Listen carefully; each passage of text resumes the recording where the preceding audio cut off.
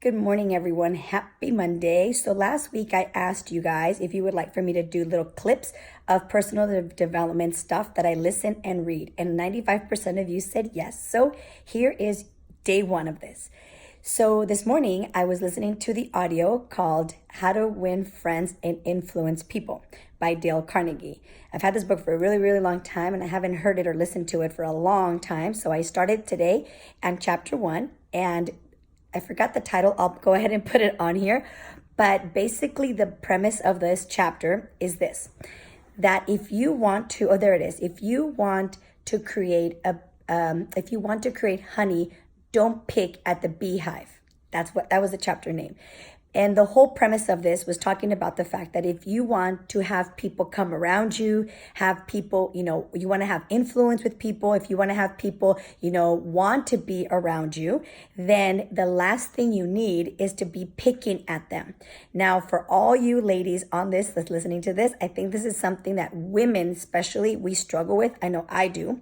And that is that to not criticize others. So this first chapter talks all about the fact that as human beings, okay, we rarely take responsibility. So if you criticize someone, rarely will someone be like, you know what? Yeah, you're right. I messed up. Oh, yeah, you're right. I should change that. Okay. Most of the time, what most human beings will do is that they will say something like, well, and they'll start justifying. And the whole chapter gives a lot of examples about even people that murdered other human beings, big time, like gangsters and just people that did a lot of bad in the world. That, of course, even though they know that they killed all these people, even then, when they say, like, listen, you murdered 30 human beings, they justify their behavior by saying, I was doing good to society. I was doing good. I was helping the community by removing these human beings. I mean, even something that extreme, they don't take responsibility. They don't admit to what they've done. So the whole premise of chapter 1 is if you want to influence others and if you want to have people come to you, remember this. People do what they do with the knowledge that they have and under the circumstances that they are in. And we would most likely do the same thing as them if we had the same knowledge and if we were under the same circumstances as them. And when you can think of that, in other words, if you can put yourself in their shoes, most likely you will understand them. And most likely it'll be easier to not criticize them. So I'm going to give you a personal example. There are people sometimes around me that do certain things. And now because I've read a lot and I've done a lot of seminars and I've done a lot of therapy and I've had a lot of coaching and I've gone to a lot of years of landmark because of a lot of things that I've been to and have done, one of the things I know is that people do what they do because of like the life that they've lived.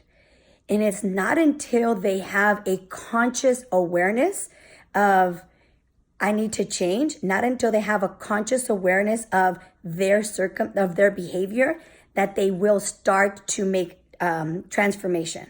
So anytime someone does something that I think they're doing to me, I always think, I wonder what they've been through that has them acting the way that they're acting. I wonder what they have gone through that has them thinking and behaving and reacting the way that they are. Because we have to understand as human beings, we're not always rational. We're more emotional human beings. So we most of the time react based on emotion.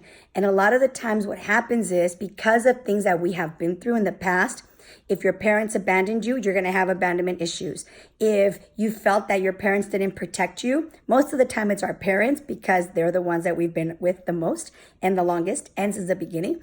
If you feel that your parents didn't support you and protect you, you're going to have those issues. You're always going to feel like people don't have your back.